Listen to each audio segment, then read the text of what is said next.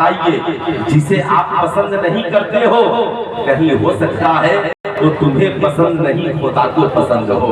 याद रखना, अच्छा बताएं, दुनिया में कोई ऐसा होगा जिसे अपनी माँ पसंद न हो, अपना वालिद पसंद न हो, अपनी बीवी पसंद न हो, अपने बच्चे पसंद न हो, अपने रिश्तेदार पसंद न हो। मियाँ, जिस बीवी को आप पसंद करते हैं उसे भी खुदा ने वजूद बख्शा है। जिस माँ को आप पसंद करते हैं उसे भी खुदा ने वजूद बख्शा है। जिस भाई बहन को आप पसंद करते हैं उसे भी खुदा ने वजूद बख्शा है। जिन औलादों को आप पसंद करते हैं उन्हें भी खुदा ने वजूद बख्शा है। लेकिन सवाल ये उठता है, इस्लाम दुनिया का इतना प्यारा मजहब है, लेकिन इस दौर में साहब उसकी भी मुखालिफत हो रही है। किसी को नमाज पसंद नहीं, किसी को रोजा पसंद नहीं। माज़अल्लाह एक इमाम ने आप मुसलमान ने कुर्बानी में पोस्ट किया कि जितने त्योहार हैं उसमें सबसे बुरा त्योहार कुर्बानी है। मैंने कहा मियाँ, ये कुर्बानी नहीं होती तो आज तुम्हारा वजूद नहीं होता। ये उसी कुर्बानी का नतीजा है। मियाँ, किसी को कुछ पसंद नहीं, किसी को कुछ पसंद नहीं, लेकिन मैं आपसे कहना चाहूंगा, किसी नाचने वाली को इस्लाम का हुक्म पसंद न हो, टेंशन की बात नहीं है कि इस्लाम में नाच हराम है। किसी जुआ खेलने वाले को अगर ये हुक्म इस्लाम का पसंद न हो कि इस्लाम में जुआ हराम है, किसी ताश के अड्डे और लॉटरी चलाने वाले को ये पसंद न हो कि इस्लाम में लॉटरी हराम है, तो हमें टेंशन लेने की जरूरत नहीं है। किसी जहेज के भिखारी को ये कहते हुए सुने कि हमें इस्लाम का ये हुक्म पसंद नहीं है, तो हमें टेंशन लेने की जरूरत नहीं है। याद रखिएगा, किसी हराम खाने वाले को अगर ये हो कि इस्लाम ने कहा कुलू हलालन तय्यबन ताहिरा, जब तुम खाओ तो हलाल खाओ, तय्यब खाओ, ताहिर खाओ, वो कहे मियाँ हम तो जो चाहे खाएं, मियाँ ऐसी बात नहीं है। इसलिए मैं आपसे कहूंगा, किसी इंजीनियर को इस्लाम पसंद न हो, किसी डॉक्टर को इस्लाम पसंद न हो, किसी प्रोफेसर को इस्लाम पसंद न हो, हमारी तरह किसी नाम में हाथ दाढ़ी टोपी वाले को इस्लाम पसंद न हो, किसी नाचने वाली को इस्लाम पसंद न हो, किसी गाने वाली को इस्लाम पसंद न हो। दुनिया सोशल मीडिया के एक्टिव जावेद जैसे मुल्हिद शख्स को इस्लाम पसंद न हो। हमें टेंशन नहीं लेना, तुम्हें इस्लाम पसंद हो या न हो, मगर जिस खुदा ने इस जमीन को बनाया है, जिस खुदा ने इस आसमान को बनाया है, जिस खुदा ने तुम्हें खूबसूरती अता की है, जिस खुदा ने सारी कायनात को वजूद बख्शा है, आओ उस खुदा से पूछते हैं, ऐ मालिक मौला तुझे क्या पसंद है? रब्बे कदीर फरमाता है, इन्ना दीना इल्लल्लाहिल इस्लाम, अल्लाह के नजदीक अगर कोई मजहब पसंद है तो उस मजहब का नाम मजहब इस्लाम है।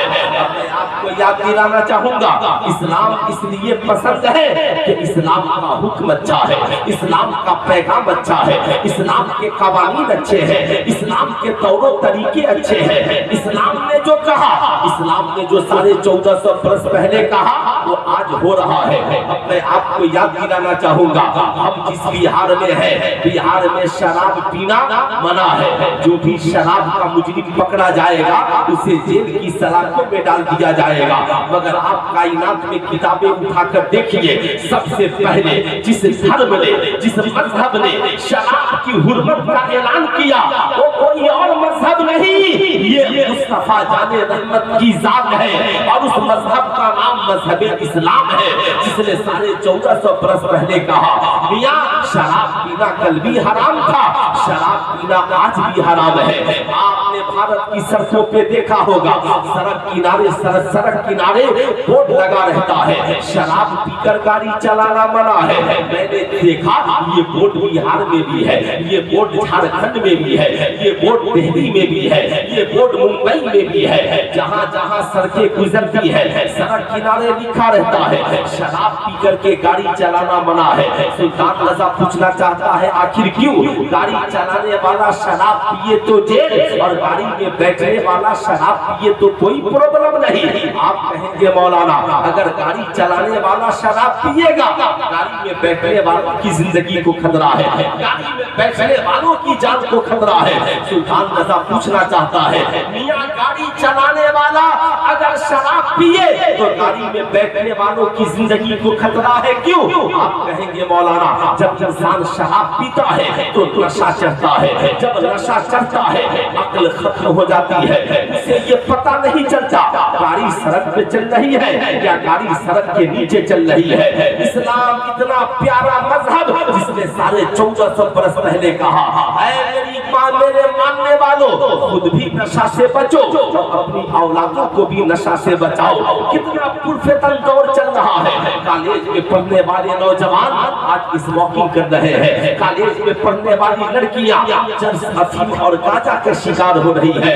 आज हमारे नौजवान, आज हमारी नई नस्ल के नौजवान जिन्हें किताबों की जरूरत थी, जिन्हें कलम की जरूरत थी, जिन्हें तालीमी मैदान में मेहनत करने की जरूरत थी, आज वो माँ बाप की दौलत को नशे के आलम में खर्च कर रहे हैं। कुछ नौजवान जो कमा भी रहे हैं वो भी नशे में अपनी दौलत को खर्च कर रहे हैं। सुल्तान रज़ा उन्हें पैगाम देगा, ऐ मेरी कौम के नौजवानों एक बात बताओ, जिंदगी में दौलत भी है और जिंदगी में इज्जत भी है। दौलत आती है, जाती है, जाती है, आती है, मगर इज्जत एक बार चली जाती तो फिर कभी पलट कर वापिस, हाथ उठाकर बोले फिर कभी पलट कर वापिस, जरा हाथ उठाकर पूरा मजमा बोले इज्जत कभी पलट कर वापिस नहीं जाती।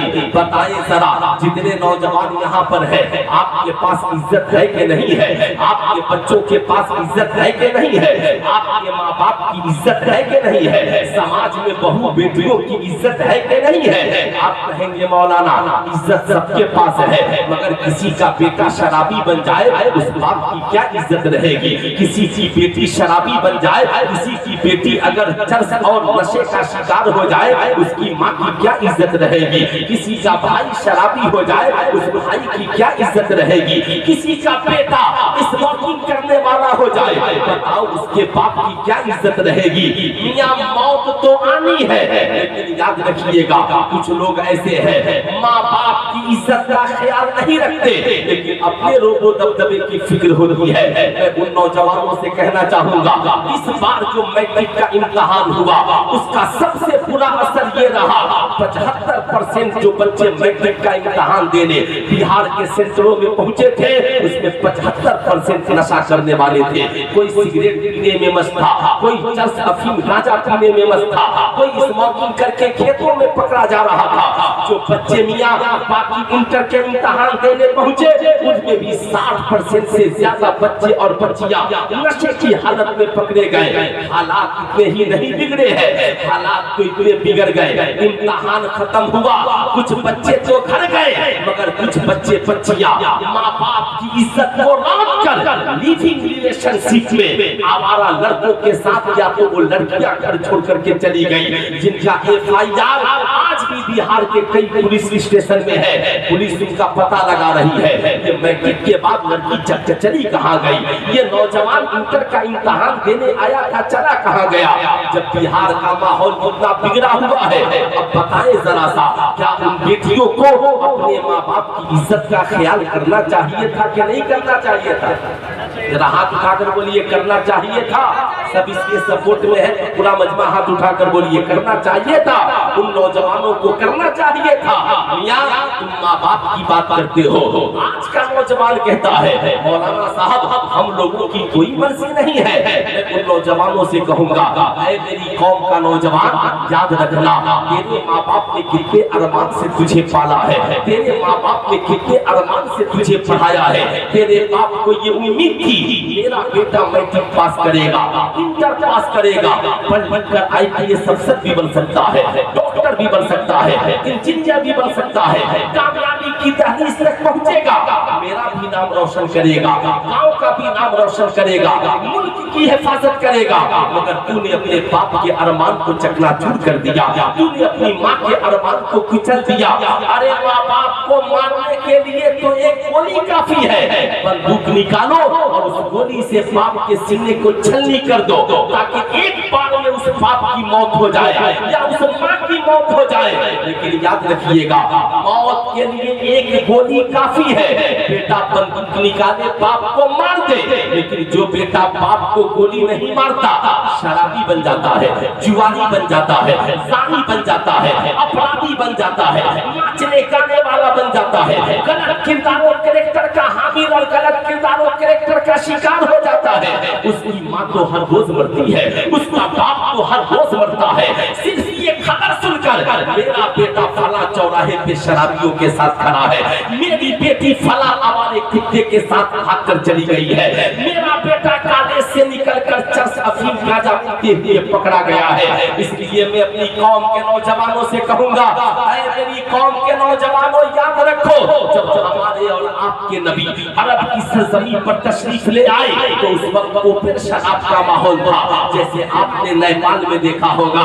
लेकिन आमिना के लाल ने वहाँ के लोगों की तबलीग की और ऐलान किया, शराब तमाम बुराइयों की जड़ है, तुम चाहते हो बुराइयों से दूर हो जाओ तो अपने आप को शराब से दूर कर लो, अपनी औलादों को शराब से दूर कर दो, अपने बेटे बेटियों को शराब से दूर कर दो।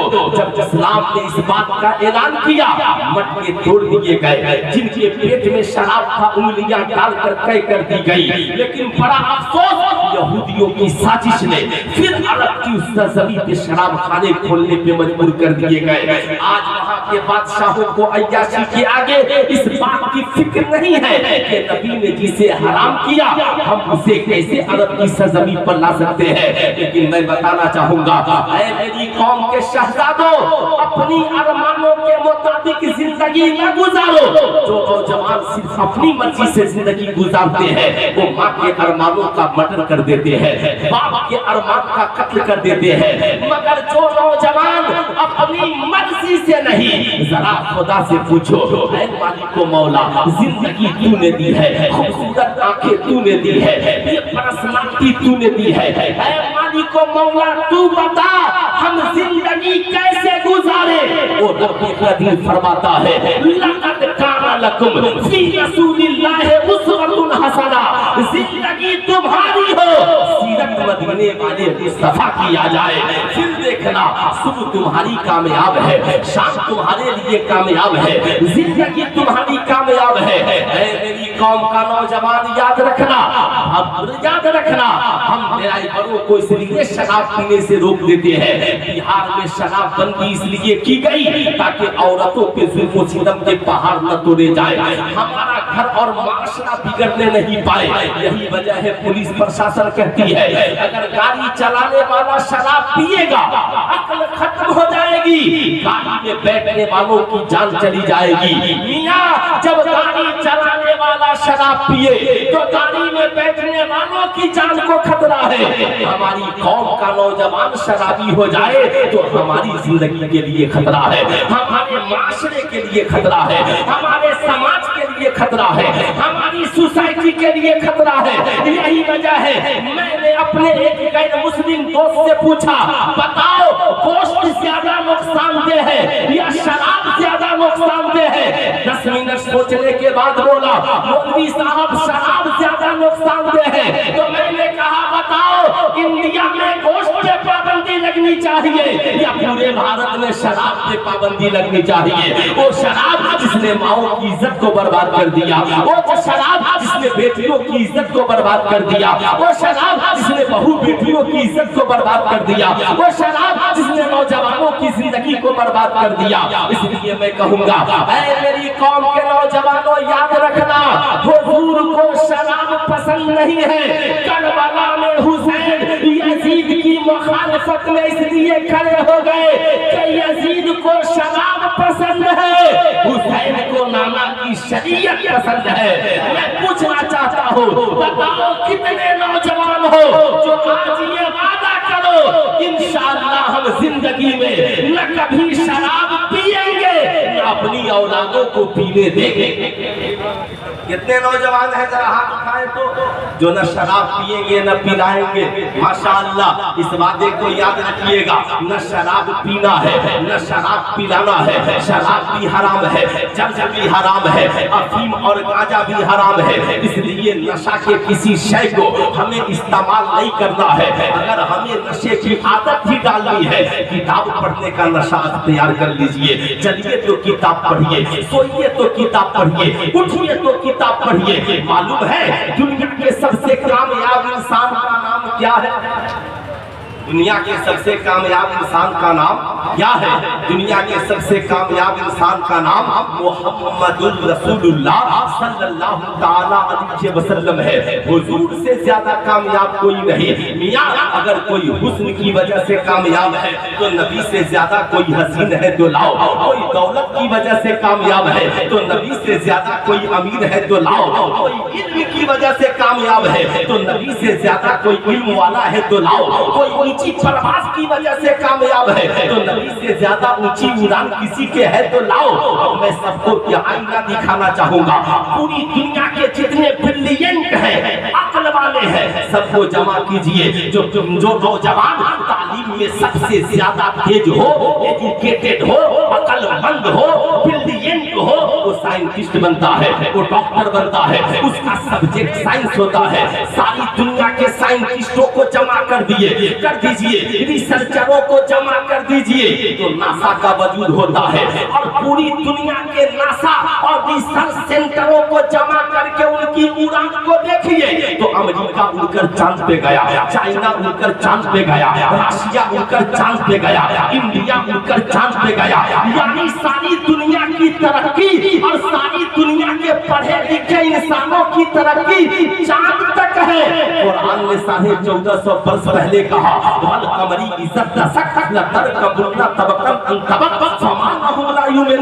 आज लोग कहते हैं मौलाना क्या कोई कुरान पढ़कर चांद पे जा सकता है? मैं कहूँगा मियां, जब जमाने में साइंस का वजूद नहीं था तो यही कुरान है सबसे पहले चांद पे जाने की खबर दी।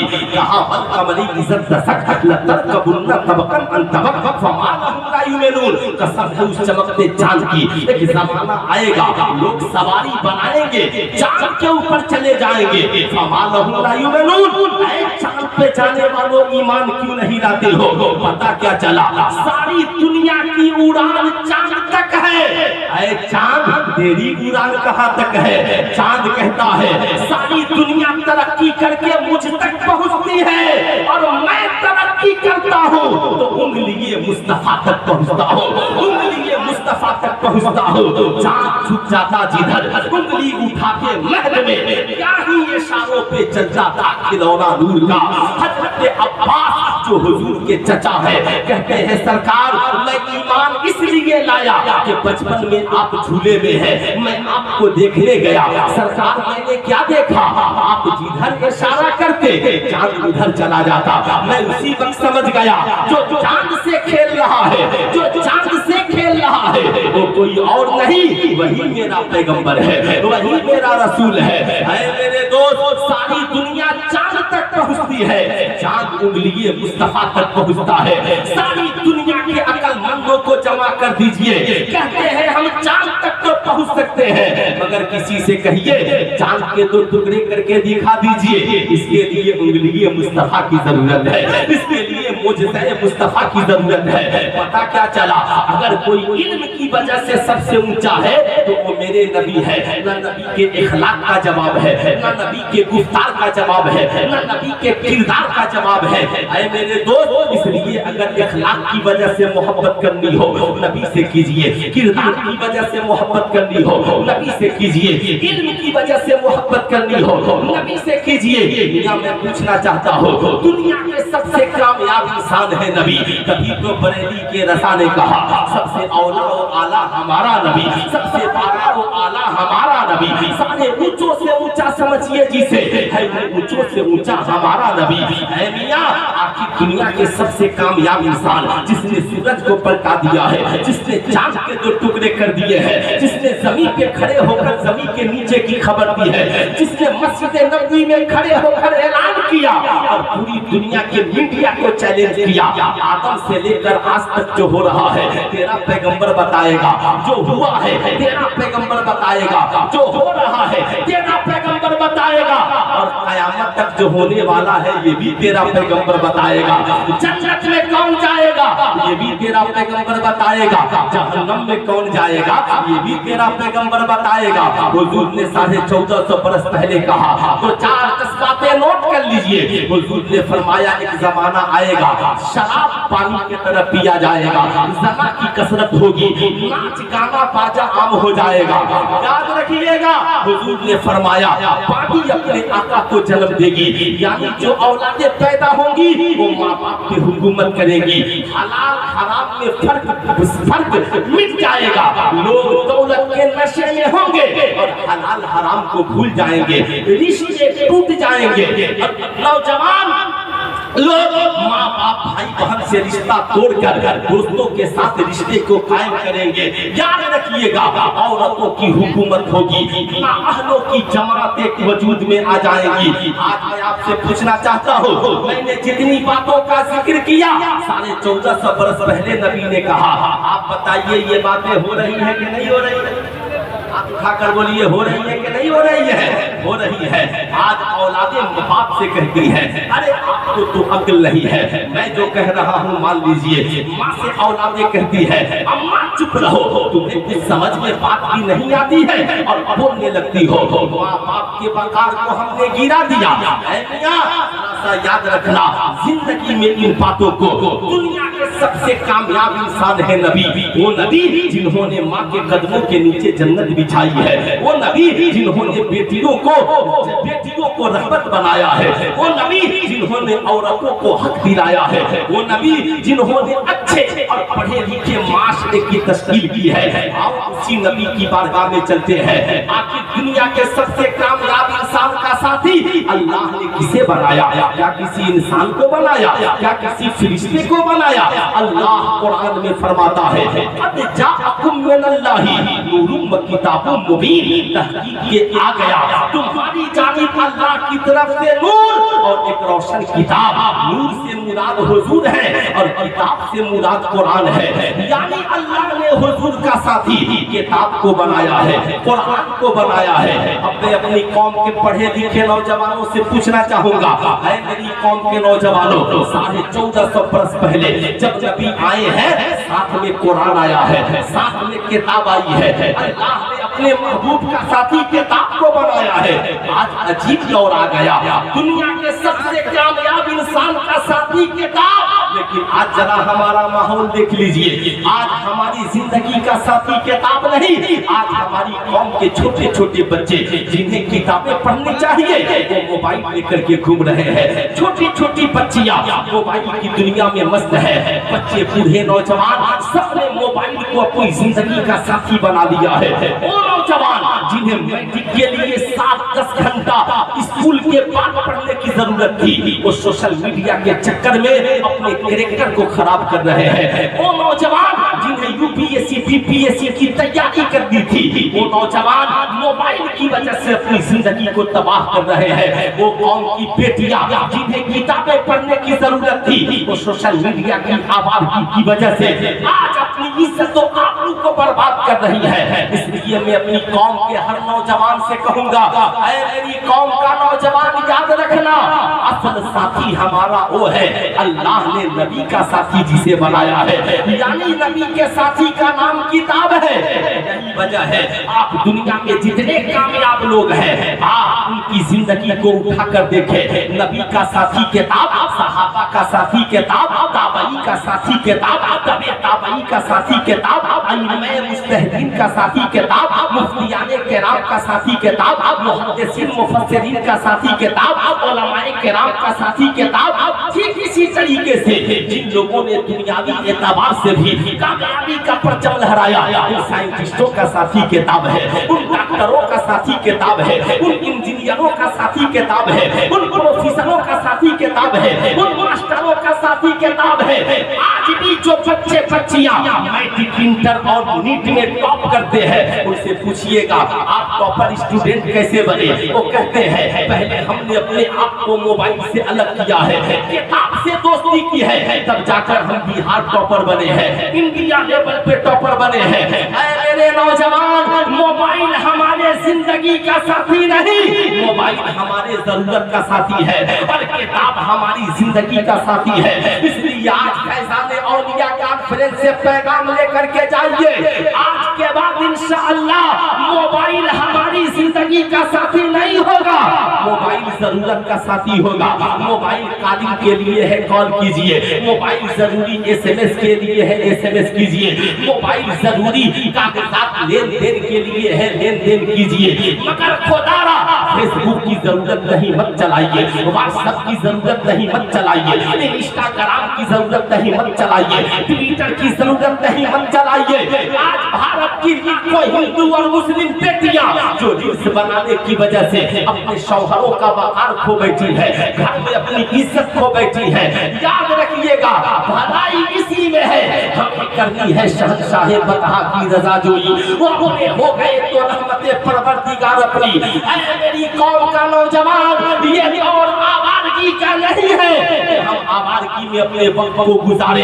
ہر دور کے چیلنجز الگ الگ ہوتے ہیں, اس دور کا سب سے بڑا چیلنج ہمارے لیے یہی ہے. ہم اس وقت مقابلہ تیر سے نہیں کر سکتے ہیں, تلوار سے نہیں کر سکتے ہیں. ہم اس وقت مقابلہ میاں تلوار سے بم بارود سے نہیں کر سکتے ہیں. اس وقت اگر ہمارا مقابلہ کسی سے ہو سکتا ہے تو علم سے ہو سکتا ہے, ایجوکیشن سے ہو سکتا ہے, شکشا سے ہو سکتا ہے. اس گاؤں کی اگر حفاظت ہو سکتی ہے, جتنے لوگ یہاں پر آئے ہیں سب کا تعلق کسی نہ کسی بستی سے ہے, کسی نہ کسی آبادی سے ہے. آپ کی آبادی میں بڑی بڑی بلڈنگیں ہوں گی, بڑی بڑی حویلیاں ہوں گی, مگر سلطان رضا آپ حضرات سے بس ایک بات پوچھنا چاہے گا.